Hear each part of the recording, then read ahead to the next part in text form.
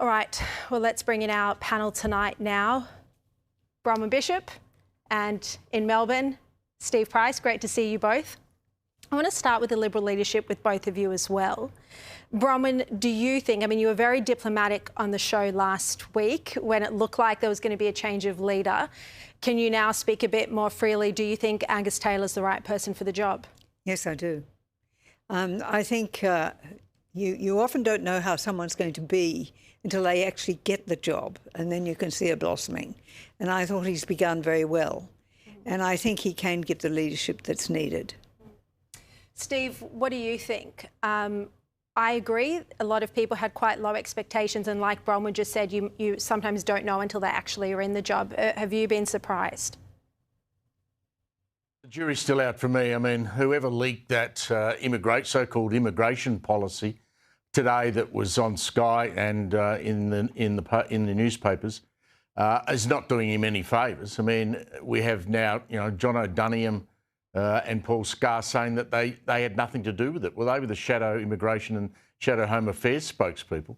Who drew it up? Well, the only thing you can surmise is it came out of Susan Lee's office, and someone in that office apparently either got hold of it and leaked it, or someone else decided to leak it. That shows that internally they're still fighting each other. I just don't. That is a disaster to let that go on the day when Taylor's out there making a major economic speech. I mean, he would be filthy that happened.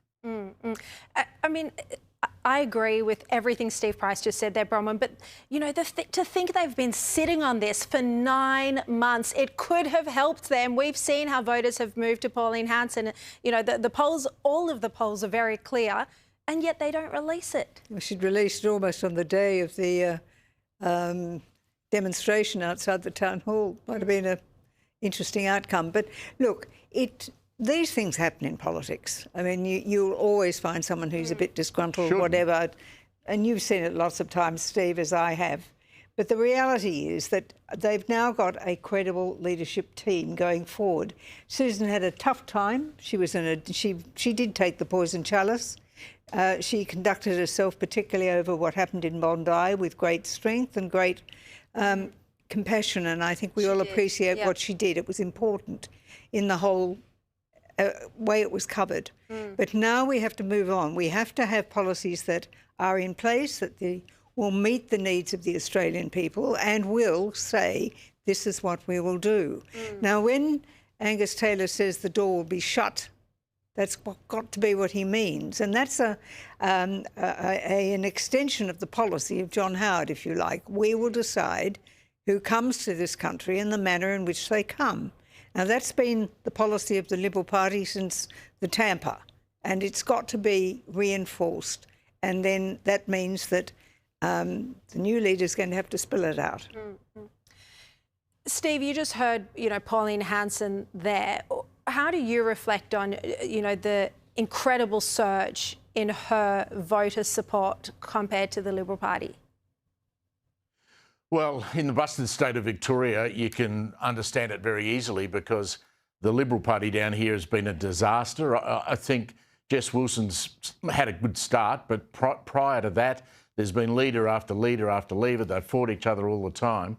And so they weren't fighting the worst government in the history, not of just Victoria, but probably Australia, which is riven with corruption. The CFMEU report last week was just staggering. $15 billion flushed into the hands of organised criminals, according to that report.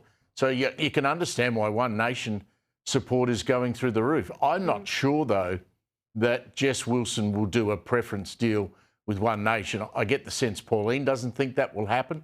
I know Jeff Kennett suggested it, but I just can't, with our system of voting, I'm not sure that's going to happen. I mean, and if Pauline's it doesn't happen, you just heard Pauline support that idea. I mean, she says it's the only way they can win.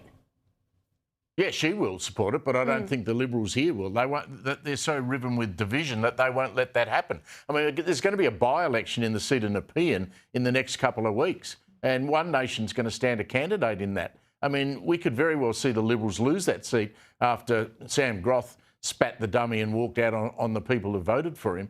So we're just going to have to wait and see. But Look, Victoria is such a basket case, but I'm still not prepared here tonight on your show to concede that Labor won't win the election in November. It's 16 seats.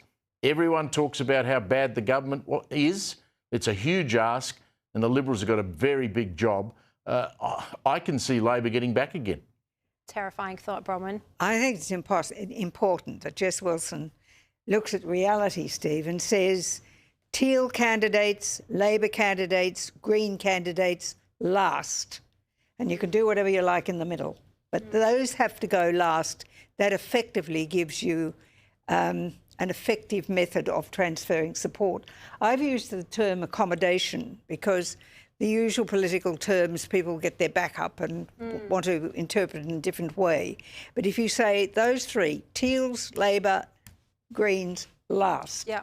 All right. And 21% of people, we were told the other day in a survey, follow the how to vote card. That's interesting.